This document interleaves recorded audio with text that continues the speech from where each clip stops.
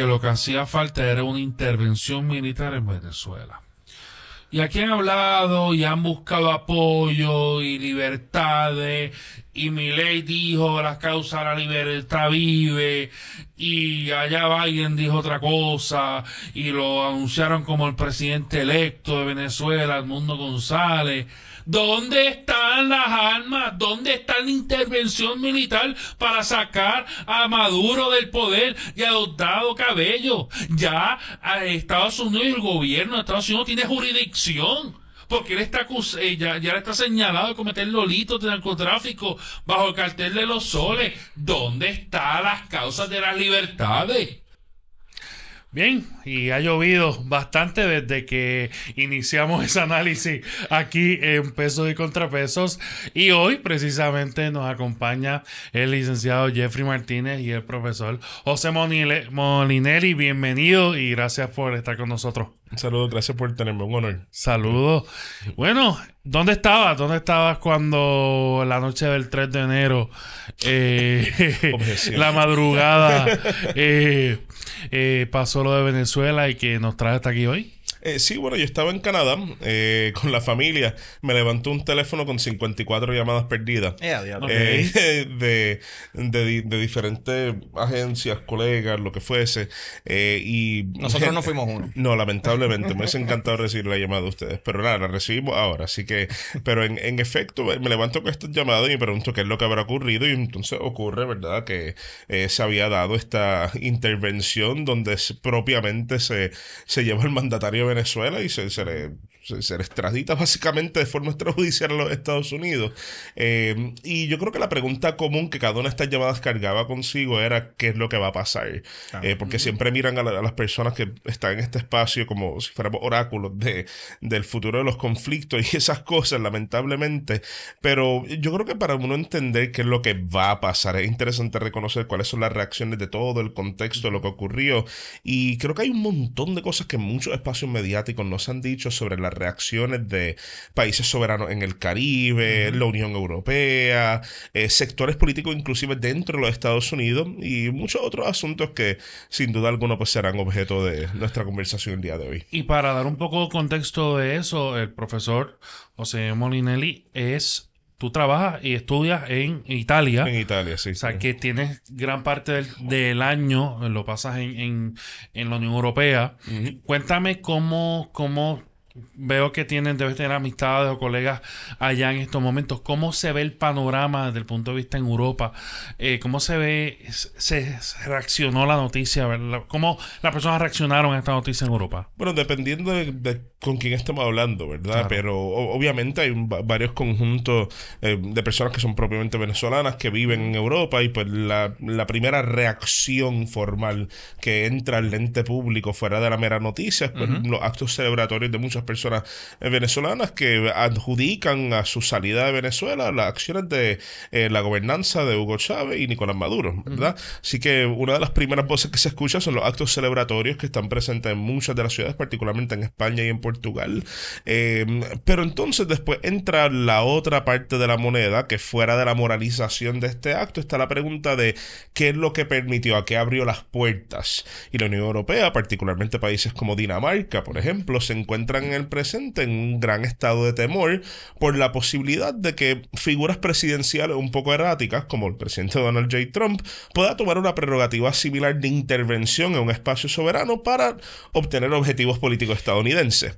Así que en ese caso... En resumen, invadir Groenlandia. Exactamente. En ese caso, mucha de la reacción política europea, no emocional, política, se basa sobre la idea de mediar entre la moralización de la extradición extrajudicial de Maduro versus el permitirle a Estados Unidos tomar acciones por encima de la soberanía de un país para lograr sus objetivos, porque puede afectarles. ¿Qué otros países en Europa vimos que como mínimo toleraron estas acciones de Estados Unidos? En el presente Italia no ha como que sido una voz cantante, pero es porque la presidenta, ¿verdad? Bueno, pero la primer ministra, Giorgia Meloni, se encuentra en un proceso de negociación de tarifas y aranceles con los Estados Unidos y cada vez que ha habido una controversia no ha señalado mucho esos asuntos, ¿verdad? Y es curioso porque ella es fuerte opositora a la invasión de Rusia a Ucrania, si no me equivoco, ¿verdad? Es correcto, sí, pero en esto pues tenemos, ¿verdad?, que tener en consideración de que estas discusiones internacionales políticas siempre está la faceta normativa, dígase aquello que se espera que los países hagan,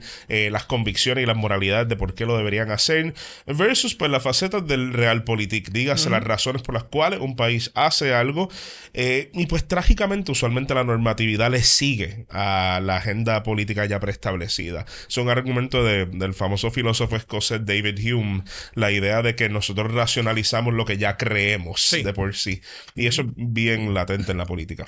Hablaste al principio de que hay medios que no han tratado el tema de Venezuela desde un punto de vista histórico, por decirlo así. Y queríamos entrar ahí un poco, a ver si nos podías, quizás a tu manera, o una manera de resumen, describir un poco el orden mundial que estableció la Segunda Guerra Mundial y que hoy tiene una significancia, por ejemplo, con lo que ocurre en Venezuela y la presión con los países, ¿verdad? Como, por ejemplo, Estados Unidos. Sí, si queremos resumir, ¿verdad?, lo que pudiera ser una pregunta que abarcaría un curso entero. Claro. Pero si podemos resumirlo, yo diría lo siguiente. Después de la Segunda Guerra Mundial, mucho del planeta, particularmente el estado postcolonial de muchos continentes, se encontraba devastado. Ante eso, Estados Unidos, siendo pues la potencia que surge victoriosa este conflicto con la Unión Soviética, ocupan muchos de estos espacios que estaban destruidos, dígase en Europa o también en la periferia asiática y africana, y entonces entran no solamente con planes de desarrollo y recuperación, sino también que se dan cuenta de que por vía del financiamiento del desarrollo socioeconómico de cierta soberanía, uno puede condicionar el espacio político doméstico a ser favorable a las metas que uno tiene ahí. Ahí se desarrolla un tipo de diplomacia bien interesante, que es lo que llamamos la diplomacia de sustento. Yo no tengo por qué conquistar Antigua y Barbuda, por ejemplo, si puedo asegurar que los dirigentes de Antigua y Barbuda tienen una dependencia económica de lo que Puerto Rico les puede ofrecer, ¿verdad? Y se crean estas esferas de influencia que en un momento dado están divididos entre el espacio de la Unión Soviética, el bloque comunista y el bloque estadounidense, más caracterizado por capitalismo liberal. Y el modus operandi de los Estados Unidos siempre fue bien interesante, dígase financiar economías, poner sus compañías ahí, facilitar los objetivos domésticos que las élites políticas que les facilitaban el estar ahí deseaban tener, y por esa forma aseguraba un grado de dominio. Y en eso se ancla la relación inicial que Estados Unidos, como potencia hegemónica, tuvo con Venezuela. Mucho tiempo hasta, en efecto, el golpe de estado de Hugo Chávez, cuando uno de los lentes críticos más importantes que tenía el movimiento chavista era para reevaluar esa relación con los Estados Unidos, que ellos veían como extractivista y colonial. Y ahí es que vienen los famosos capítulos de Expropiese y todas estas otras cosas. Y pues naturalmente al morir Hugo Chávez, él deja un establecimiento industrial de Estado Nacional, ¿verdad? Y también deja un sector militar fuerte, y esos son los dos principales pilares bajo el cual se anclaba el poder de Chávez y bajo el cual se ancla también el poder de Nicolás Maduro. Y entonces ahora lo que estamos viendo es que durante la presidencia de Nicolás Maduro, este Estado se hizo mucho más inflexible a conseguir mucho más inflexible a recibir participación económica occidental y estadounidense, salvo ciertas compañías como Chevron y entre otras. Y eso fue en el contexto de la guerra de Rusia y Ucrania y en el contexto del expansionismo de la República Popular China al sudeste asiático, una ficha de tranque que Estados Unidos necesitaba tomar control sobre ella si querían presionar a China y a Rusia a través de limitar su flexibilidad económica en un mercado donde 3 de los grandes puntos de acceso petrolero en el presente se encuentran cerrados. Con eso en mente, podemos decir que la relación Estados Unidos-Venezuela en el presente y el acto de intervención es un capítulo dentro de una lucha de hegemonía regional donde Estados Unidos está tratando de retener su poder a nivel continental, y número dos, donde está tratando de limitar el acceso que Rusia y China tienen a las fuentes petroleras, y al sistema económico de petrodólares de Venezuela. Eso es importante. Así que sí, yo diría que estamos ahí. Y a lo que menciona Camilo sobre ese viejo orden mundial que fue también evolucionando como menciona, ¿qué es ahora de esto que se comenta? Que se ha comentado desde hace un tiempo, pero que antes Estados Unidos lo rechazaba, que parece que ahora lo abraza, que es que cada potencia mundial está dominando su región particular, sea Estados Unidos en Occidente, sea Rusia en Europa del Este y un poquito de Europa Central, y sea China en el Asia. Sí, de hecho, un tema que hablamos la pasada vez también cuando estábamos discutiendo el asunto de Irán, aparentaría que en el flujo de las cosas, esta idea de la hegemonía global estadounidense, que su época peak fue la época de Clinton y Bush, Sí. donde Estados Unidos era el líder protagónico indisputable de un montón de organizaciones internacionales, donde estaba involucrado en todos los procesos diplomáticos del mundo, donde era la figura económica decisiva. Esa relación, pues en gran parte empieza a deteriorarse por el auge de otras potencias, como la República Popular China, y también muchos países que se sentían no favorecidos en el ordenamiento internacional regido por los Estados Unidos, empieza a crear muchas las estructuras análogas de gobernanza. Y con eso en mente, Estados Unidos, pues lentamente, particularmente bajo los movimientos nacionalistas que acaban sustanciando el movimiento MAGA, acaban adoptando una política de nacionalismo económico, y ahora bajo la administración Trump la intención es que vamos a abandonar muchos de estos espacios de gobernanza internacional y vamos a consolidar nuestra hegemonía en un poder crudo e indisputable, el control geopolítico de ciertos espacios decisivos, la presencia militar y el propiamente hacer de lo que antes eran aliados, vasallos económicos. Que no es tanto aislarnos como mucha gente pensaba, sino que esa manera de operar, por ejemplo, con el USAID, que era esa manera en que ellos también tenían en herencia muchos de estos países, como habían mencionado al principio, imagino que esa era una de las organizaciones que mencionaba. Perfecto. Que en efecto yo creo que China tiene unos organismos similares, ¿verdad? Que por eso también ha entrado, creo que a África, bueno, a Sudamérica también a El Salvador con las instituciones financieras de ellos. Pero que no es tanto que se están retirando, simplemente a lo mejor el modelo es el que está gastado, porque ahora el que entra es el modelo militar nuevamente. Es correcto, sí, es correcto. Particularmente en una época de competencia de espacio, como bien ustedes han marcado, ¿verdad? Tenemos una Rusia que por sus asuntos de política doméstica es expansionista también, y Ucrania es un capítulo intermedio en lo que será una gran lista de intervenciones que Rusia va a tener en los próximos años, y yo creo que vamos a volver a ver el espacio de Georgia revitalizado con conflicto con Rusia. Creo que Azerbaiyán, creo que también hay ciertas disputas con Kazajstán que se van a volver a reactivar, Mongolia, Belarus, pues en el presente el presidente de ellos tiene una buena relación. De bajar los pelos, porque uno pensaría que eso se quedó en el pasado y... No, sí, porque lo que pasa con la Federación Rusa es bien similar a lo que pasa con los Estados Unidos en el presente. La Federación Rusa también se ancló sobre el modelo de dominio satelital. Dígase de que ellos iban a controlar la política doméstica de Moldova, iban a controlar la política doméstica de Belarus, la de Finlandia, lo que fuese, y no apostaron, ¿verdad?, a ciertos movimientos nacionalistas y pues por otra parte bien dudosos de la esfera internacional, que surgirían y ganarían elecciones en estos países, y ahora Rusia se encuentra pues también en la necesidad de acertar su hegemonía regional mediante invasión y disputa. Repito, nada de estas cosas son justificaciones, lo que estamos diciendo es, ¿verdad?, cómo la gobernanza rusa lo ve, que es que si no te puedo dominar como satélite, pues te tengo que ocupar, ¿verdad? Entrando ya de lleno, ¿verdad?, a lo que fue el fenómeno del 3 de enero. Pero, perdona, es que como tocamos Europa, rápido para acabarlo con el tema entonces hablaste de Rusia, pero entonces el tema de China con posiblemente lo que está circulando con Taiwán. China, modelo muy similar también, pero mucho más basado en la dependencia económica. China es un experto en condicionar y seducir a los políticos domésticos. Ellos evalúan qué es lo que los políticos domésticos ofrecieron en sus campañas, particularmente en África, República, se dan cuenta de que para retener su poder ellos necesitan cumplir con esas promesas y ellos vienen como wishmasters, dirían, y te ofrecemos el cumplimiento de tus metas, ofrecemos empleo, ofrecemos la construcción de carreteras, vías aéreas, lo que fuese.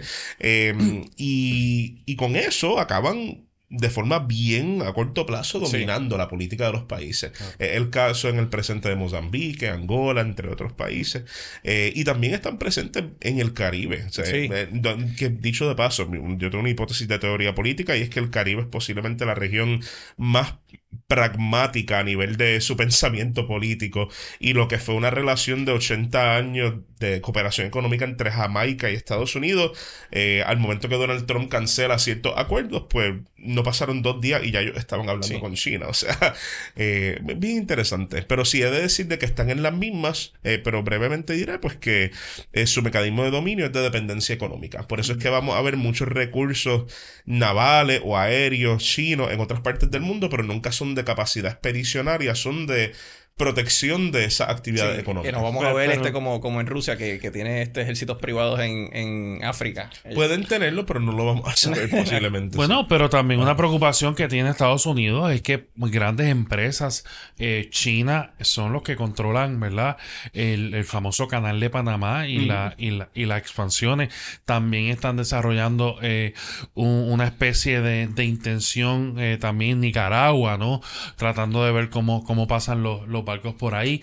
Así que la presencia de China entrando al Caribe también la notamos, lo que acabas de decir con Jamaica. O sea, China sí tiene una, a diferencia de Rusia, que cuando hablamos con el diputado de Costa Rica que estaba visitando por unas tecnologías y Marco Rubio les dijo que no, y eso es bien preocupante porque China iba a ser el mejor postor para esa tecnología de Costa Rica, y Marco Rubio metió presión y se la terminaron cediendo a Estados Unidos. Sí. Por ejemplo, el metro en Bogotá, que lo están haciendo, quien lo está desarrollando son empresas chinas. Así que hay una presencia en la región bastante de chinos, bastante notable. Diferencia un poco con Rusia, que no necesariamente tiene esa presencia tan latente. En Brasil. Pero obviamente la presencia que tenía con Cuba, Rusia con Cuba y con Venezuela, más, yo diría que es más de apoyo que otra cosa, que es más estratégico, ¿no? Obviamente siempre hay detrás algún interés, pero como por ejemplo el barco que secuestraron, Estados Unidos secuestró ayer, que traía, era controlado por rusos y traía petróleo venezolano. Que está cambiando el vocabulario, ahora es secuestrado. Lo que él no te dice es que él vio ese video y se siente un poquito bochornado de haber pensado de esa manera antes. Ahora ha cambiado un poquito. Tú sabes lo que pasa, que a veces nosotros a veces uno ve un tema de afuera y no necesariamente conoce o se da cuenta al momento de las consecuencias que eso puede traer. Y eso, pues somos seres humanos y todos los seres humanos pues cometemos ese tipo de errores. Yo pensé en mi vida que Estados Unidos iba a hacer la intervención militar que hizo en Venezuela. Uno lo tira, yo lo tiré, sí lo tiré porque pues es la única manera, en ese momento entendía que era la única manera. Pero eso es más ficción que otra cosa. Cuando el 3 de enero me levanto con la noticia de que Estados Unidos invadió Venezuela y durante todo el día, de hecho, tenía compromisos fuera del área metropolitana que cancelé. Yo estuve todo el día viendo noticias en mi casa. Así que en ese sentido, cuando veo las noticias y veo que fue ¿verdad? Según lo que se ha demostrado, fue una operación impecable en el sentido del contexto militar. O sea, no, sí, obviamente murieron personas. Que los primeros minutos o primeras horas en la prensa de Estados Unidos, lo único que se hablaba era de lo impecable que fue el operativo militar. No se hablaba de más nada más que eso. La impecabilidad, claro. Murieron casi 42 personas en como el si ataque. Fuera una revisión de estas de posjuego de baloncesto. Sí. No, igual pasó cuando pasó lo de Irán, ¿verdad? Eso fue, olvídate. Fue una por lo que vimos, ¿verdad? No estamos ahí, no tenemos toda la información, pero fue una operación impecable en ese sentido. Y quería, ¿verdad? puntualizar específicamente y aparte a lo que digo, la excusa de extraer o secuestrar o agarrar al presidente Maduro, habían dos contextos. Contexto de que era un narcotraficante terrorista acusado bajo la corte del Distrito Sur de Nueva York, y bajo ese pretexto agarran al presidente, lo extraen, y de momento mira cómo cambia el discurso. De momento, cuando ya el presidente está de camino bajo la custodia de Estados Unidos, en la conferencia de prensa a las 11 de la mañana, el presidente Donald Trump dice, cuando le preguntan ¿y ahora qué? ¿Qué va a pasar ahora? We will run Venezuela.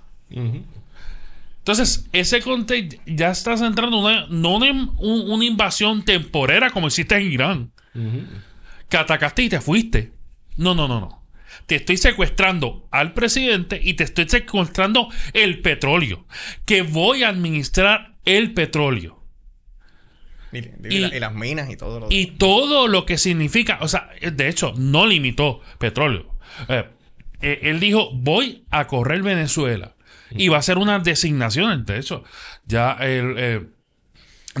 mencionó a Marco Rubio y al vicepresidente y al secretario de guerra para hacerlo. O sea, y Jeffrey, estábamos hablando el otro día de cuál sería entonces las acciones, las designaciones que hará el presidente. Jeffrey me decía, pues yo creo que va a pasar quizás algo similar a una junta directiva, como diríamos, una junta de control fiscal. Digo, por lo menos el primer año, algo como pasó en Irak. Sí. Pero para darles espacio a ustedes, lo que quiero cerrar con esto es, ¿realmente la excusa era que un acusado pagara por narcoterrorismo, o era secuestrar el petróleo como lo hizo? Bueno, si la pregunta es por esa línea, pues nuevamente recalcamos la discusión de normatividad versus realpolitik, ¿verdad? En este sentido, desde el momento que me empezaron a invitar para hablar de lo que fue de facto el bloqueo naval de Venezuela, no me cabía duda de que el asunto de narcotráfico, particularmente citando la figura de un cartel básicamente difunto, que es el cartel de los soles, que era pura narrativa. Y me parece que se me hizo bien tangible esa realidad cuando vi que en el caso de ser una operación antinarcotráfico, hubiese sido la operación de antinarcotráfico a nivel naval más grande de la historia de la humanidad. Más cara. Más cara, sí. Sobre un país que, pues, por bien o por mal, no es una de las figuras más decisivas en cuanto al ruedo de lo que supone el narcotráfico convencional que llega a los Estados Unidos. Sí de otras cosas, pero no necesariamente de eso. Así que desde un principio para mí era bien claro de que esa no era la intención. Me era más claro aún cuando, si la idea es movilizar una operación de antinarcotráfico, uno usualmente no llama por teléfono al narcotraficante que uno pretende arrestar y decirle, mira, no te arresto si haces tal y tal y tal y tal y tal cosa con el país del cual eres el presidente. No, y que Marco Rubio le dijo que le dieron varias opciones.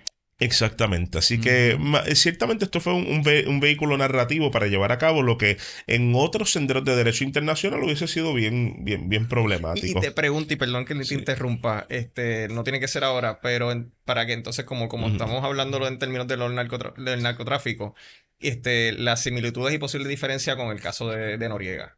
Sí, bueno, en el caso de Noriega, su estado, primero de todo, era un partícipe bastante directo de ciertas instituciones, pues que los Estados Unidos no quería tener que ver con ello. Y pues por otra parte, Noriega, irónicamente un momento instalado por los Estados Unidos, ahí pues no jugó por el libro que le dieron y pues lo acaban sacando, pero lo sacan a él y a su gobierno. Esto es importante. Sí. Igual que las otras intervenciones que hemos visto, Granada, Haití, República Dominicana. Se fue toda la estructura. Se fue toda la estructura. Esta vez se retuvo toda la estructura. Fuera de remover a Nicolás Maduro, se queda la estructura escala de gobierno en su totalidad. Pero lo que sí hemos de decir, ¿verdad? Es que este tema del cartel de los soles, no es que este cartel no existiera, es que esto fue un título que se le dio mediáticamente para hablar de miembros del alto mando militar venezolano que sí estaban por colaborando. No es que ellos mismos eran miembros del alto mando militar venezolano que después de la disposición de Hugo Chávez, donde se les dice que se va a limitar el financiamiento que el Estado les va a dar a cada uno de sus regimientos, pues en un intento de desmilitarizar la estructura por parte de Hugo Chávez, pues ellos llenaron los vacíos de su presupuesto, muchos de ellos participando en actividad ilícita en Colombia y en otros países. Y no era propiamente un cartel en el sentido de que no era una estructura descentralizada, era más bien un comportamiento de ciertos dirigentes de prestar su poder militar para facilitar ciertas transacciones del bajo mundo en esa área. Cosa bien problemática y que habla mucho de la corrupción que existía o que existe bajo esa estructura militar, pero que no necesariamente es como una operación organizada dirigida a traficar drogas a los Estados Unidos. Y que fue reconocido por el Departamento de Justicia al quitar algunas de esas alegaciones sobre el cartel de los soles. Es correcto, sí. Quiero también no, bueno, dale. traer al contexto de que estaba pendiente ayer a la situación también con Colombia. ¿Por qué lo digo? Porque el presidente Gustavo Petro tenía un discurso muy a la defensiva. Hicieron varias marchas en las ciudades principales de Colombia. Ayer en la Plaza Bolívar en Bogotá, una plaza gigantesca que hay en el centro, cerca del barrio de la Candelaria, convocó una marcha. Y antes de la marcha, él tuvo la llamada con Donald Trump. Y cuando se termina la llamada, él a todo su gente le dice: tenía un discurso y no lo puedo decir. Tengo un discurso fuerte y no lo puedo decir. ¿Por qué digo esto? Bueno, pero antes de eso, él lee uno de los tweets que puso Donald Trump después de haber tenido la conversación. Tenido la conversación que de hecho lo halaga y lo invita a Casa Blanca a una reunión. Un tipo que está en la lista Clinton. O sea, que... Eso va a ser Montezuma 2. que yo rápido pensé, a este lo va a arrestar en Reagan cuando llega allí. Sí. Pero nada, el punto y por qué traigo el tema es... Realmente hay una debilidad por parte de los gobiernos de la región frente a Estados Unidos.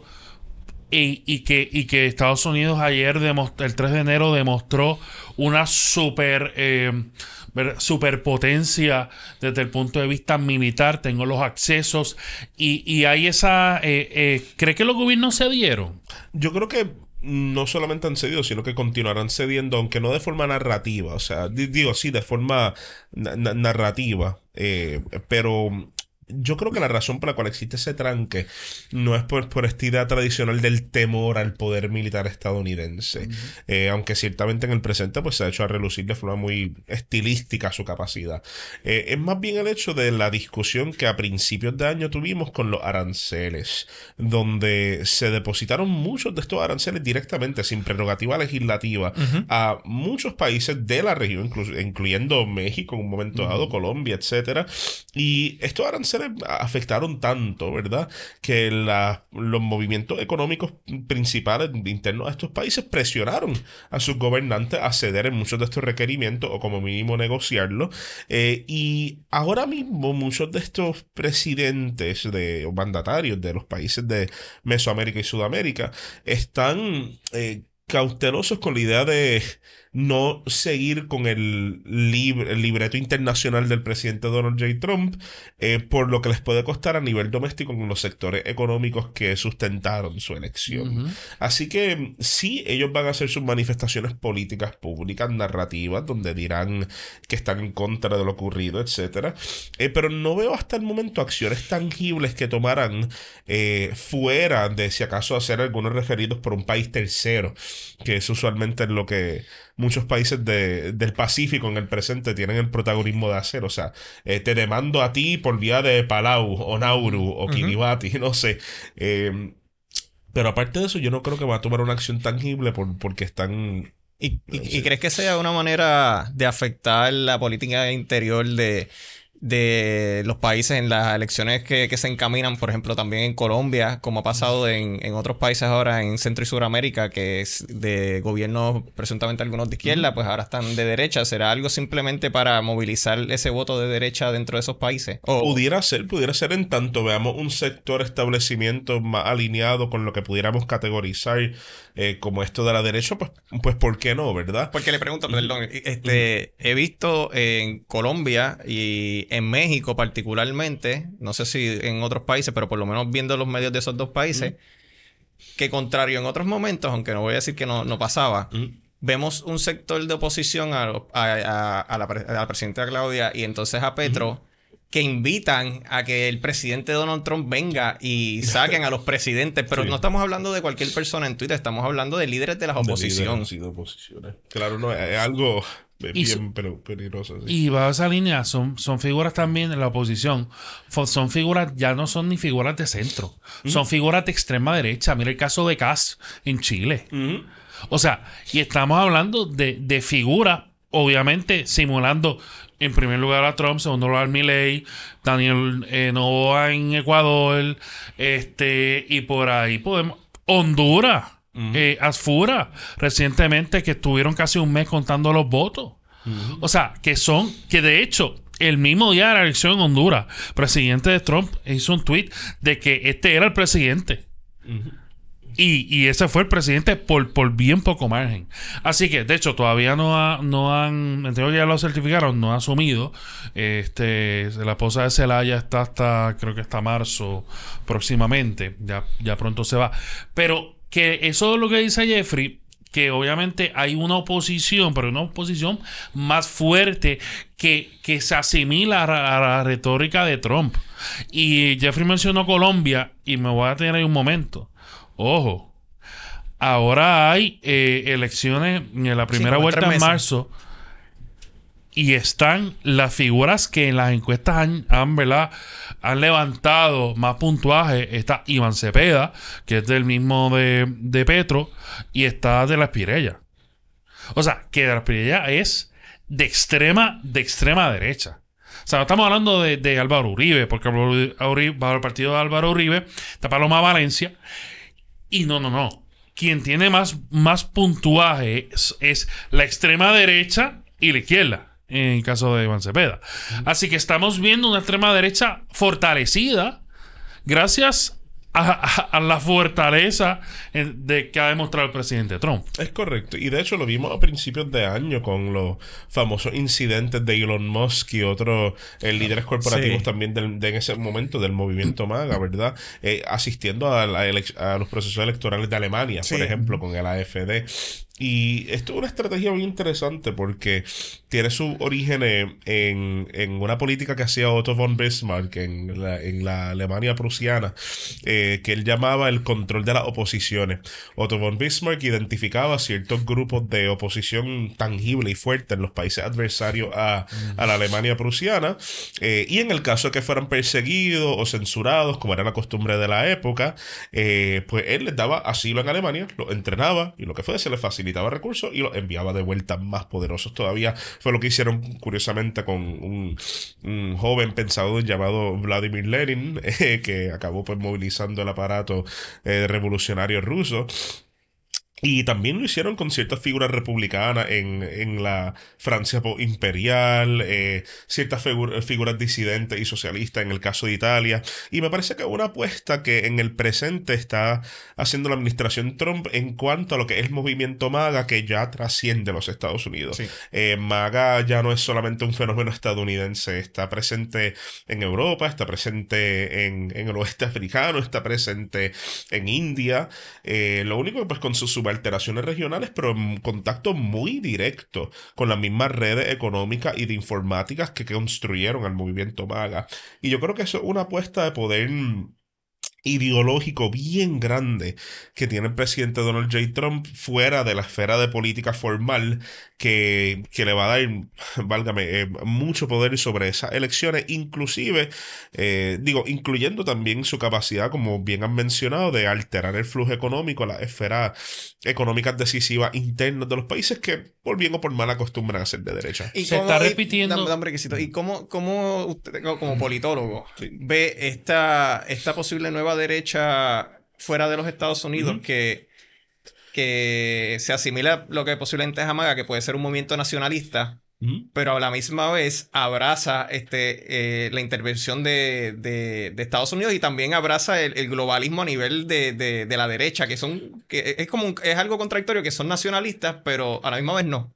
Sí, porque al final del día un nacionalismo que se articula con el concepto socialista del proletariado unido, porque son todo gran parte se ven como víctimas de un establecimiento antitradicional, antilocal, y ese factor irónico de antiglobalización permite entre ellos una relación que quizás no la llamaran globalización, pero una globalización entre ellos, ¿verdad?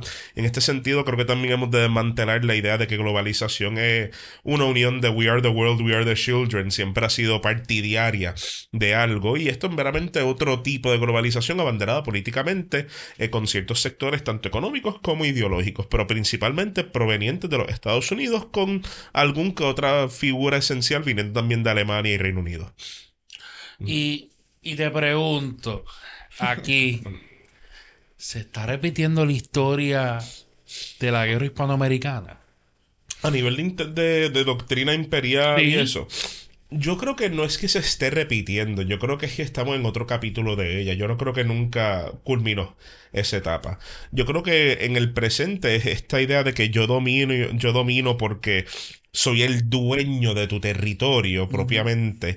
Ya una idea que, salvo algunos casos como los de extracción mineral y metalúrgica que Rusia pretende tener sobre Ucrania, ya no es necesariamente la realidad del imperialismo y el dominio internacional. Ahora mismo la idea es ocupar el interés apremiante dentro del espacio político que ya de por sí domina tu país.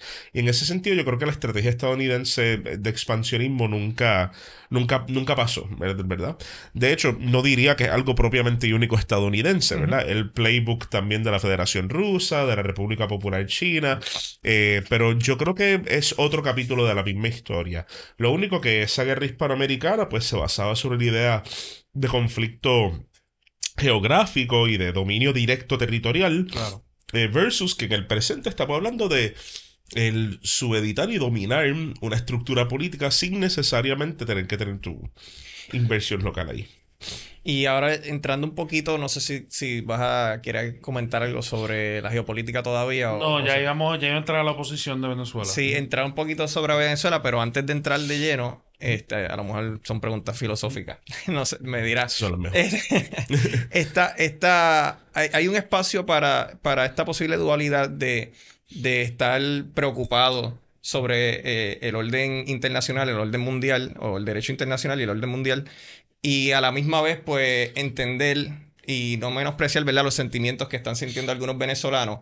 O es un escoge, o Nicolás Maduro se tenía que ir, o sea, no te puedes tampoco aferrar al derecho internacional, porque ahí se están violentando el derecho internacional, el derecho humanitario cada rato. ¿Existe espacio para esa dualidad de estar preocupado, pero a la misma vez, pues? Yo creo que sí que existe, pero precisamente yendo a la honestidad de por qué uno se preocupa por una cosa y la otra. Yo creo que la preocupación de mucha gente al considerar el impacto en el espacio internacional no es desacreditar el sentimiento que los venezolanos sienten de lo que ellos ven como una figura despótica sacada, ¿verdad? Que es un acto celebratorio.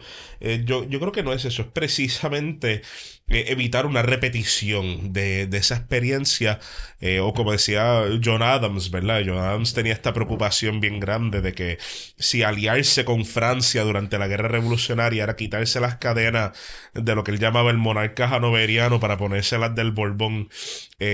Yo creo que una preocupación bastante similar a esa. No creo que tiene una narrativa de desacreditación, pero sí diré, ¿verdad?, de que los artificios que se utilizan para justificar la segunda posición casi siempre son negatorios de la primera. Por ejemplo, ¿verdad? Si voy a hablar del derecho del respeto al derecho internacional, pues entonces hay ciertos pilares dentro de ese derecho que se encontrarían en contradicción en la evaluación de una posición o la otra. Por ejemplo, pudiéramos decir que Nicolás Maduro es alguien que ha participado en ciertos crímenes internacionales y violaciones a derechos humanos, y que eso ameritaría de que algún estado subeditado al orden internacional pues tomara la prerrogativa de arrestarlo, cosa que no han hecho con otras figuras acusadas como Vladimir Putin cuando llegan a Alaska, pero no importa. Ahora, también hemos de decir de que la única razón por la cual existe el derecho internacional es porque tenemos una noción contractual de su existencia que requiere de estados soberanos, ¿verdad? Uno como individuo no puede firmar un contrato si uno no tiene libertad y autonomía al hacerlo. Y lo mismo, un Estado no puede firmar acuerdos o ratificar, ¿verdad?, convenciones sin tener consentimiento sobre eso. Así que entonces la premisa es de que ¿a qué le vamos a dar más prioridad normativa? ¿A la ejecución del derecho internacional o su cimiento más base, que es la soberanía contractual? Y pues yo creo que ahí es donde cae la gran discusión filosófica, política y jurídica sobre el caso de Venezuela. Pero si fuéramos a adoptar un acercamiento de Grundnorm, como diría Kelsen, ¿verdad?, tendríamos que decir, ¿verdad?, que sin la soberanía no existe el derecho internacional, por ende, la violación de uno para seguir el otro, pues problemático. Pero la legitimidad del derecho internacional requiere de ejecución, y la crítica principal al derecho internacional es que no ha sido ejecutable en muchas situaciones. Y aquí viene una situación donde quizás se puede dar una adjudicación de una ejecución, de una acusación del derecho internacional, y se hace de una forma tan y tan cruda y burda que no nos da ganas de legitimarlo, por lo que permite, ¿verdad? Y tiene una contradicción bien grande también. Sí. El caso del indulto de Juan Hernández, Orlando Hernández, que fue expresidente de Honduras, que literalmente fue acusado por una corte de Estados Unidos casi a 50 años por narcoterrorismo, y 3 semanas antes del ataque a Venezuela, Trump lo indulta. O sea, no hay una contradicción ahí. Sí, la hay. Y esto es que nosotros nos damos cuenta que muchas de las frustraciones que tenemos con el espacio moral y normativo político existen no porque estas personas no perciban estas contradicciones, sino porque se construye ideología, norma, sentimiento y moralidad a base de lo que ya de por sí es una agenda preexistente. Y por eso es que tenemos el imaginario de algún secretario de Asuntos Públicos diciendo, no, pero es diferente la cosa. Y es porque están tratando de atar puentes de lo que no necesariamente fue hecho en consideración de una repercusión moral ulterior. Así que sí pudiéramos decirle que es contradictorio, pero tampoco es que está en las prioridades mentales de los que organizan esta estrategia de que tenga algún sentido. Claro. Sí. Y quiero hablar, no sé si podemos hablar ahora de lo que va a pasar después mirando a futuro. Sabemos que ciertamente la relación con Trump que tenía con María Corina Machado, con el mundo, ciertamente un reconocimiento. Obviamente Estados Unidos nunca reconoció al mundo como presidente legítimo de Venezuela. Eso no ha ocurrido ni a María Corina Machado. Ya sabemos por qué. O sea, ya sabemos las razones específicas del por qué. Pero nos preocupa el hecho de que a preguntas específicas, Marco Rubio y el propio presidente Trump dice que él respeta mucho a María Corina, pero que María Corina no tiene el respeto del pueblo. Yo creo que Marco Rubio ha estado jugando un poco de defensa, porque Marco Rubio dice una cosa y después Trump coge el micrófono y dice otra cosa, y Marco Rubio trata de mitigar. Sí, perfecto. Pero la pregunta aquí es clave. María Corina y el mundo no van para ningún lado. Coincido, sí.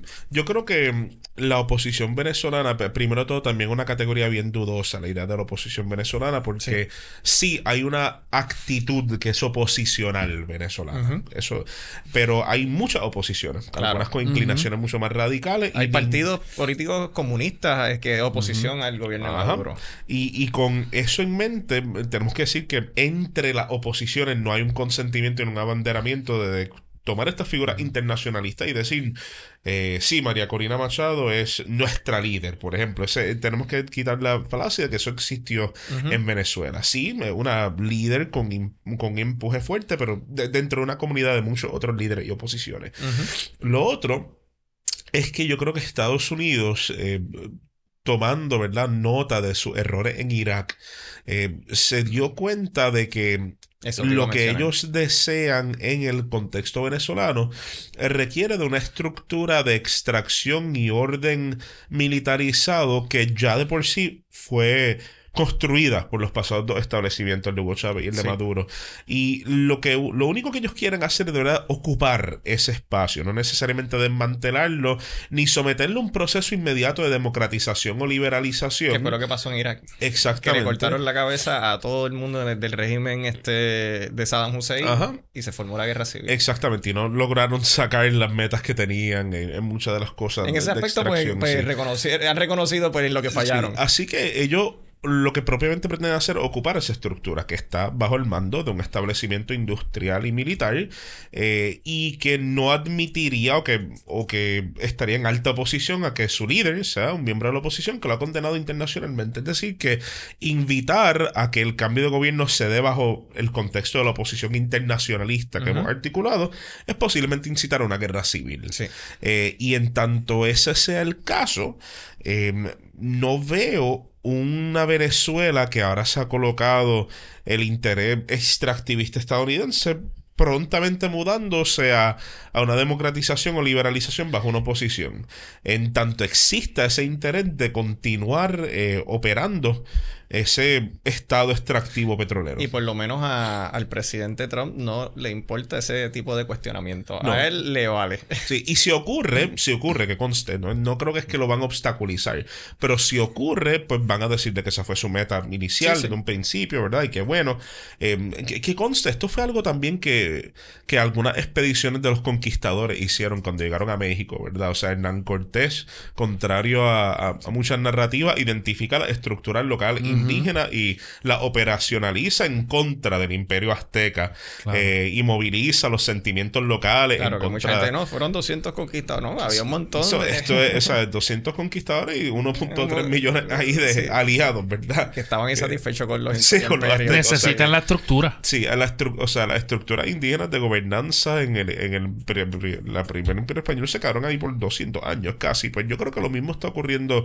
ahora mismo, ¿verdad? La idea de que el establecimiento militar e industrial de Venezuela se va a quedar lo único que ahora a la subserviencia del interés estadounidense. De hecho, es bien interesante notar que una de las condiciones que el presidente Donald J. Trump le puso al nuevo gobierno es que tienen que gradualmente ceder la participación e interés chino y ruso en el mercado petrolero, y gradualmente irlo reemplazando por interés estadounidense o interés de los aliados de Estados Unidos. Y entonces, y volviendo a esa pregunta filosófica, entonces vemos personas, que posiblemente muchos de estos analistas o personas que en fin quieren comentar sobre el tema, sea por la expertise que tengan, que les preocupa eso por el presente que puede tener, también por la coacción que puede hacerle a otros países de la región.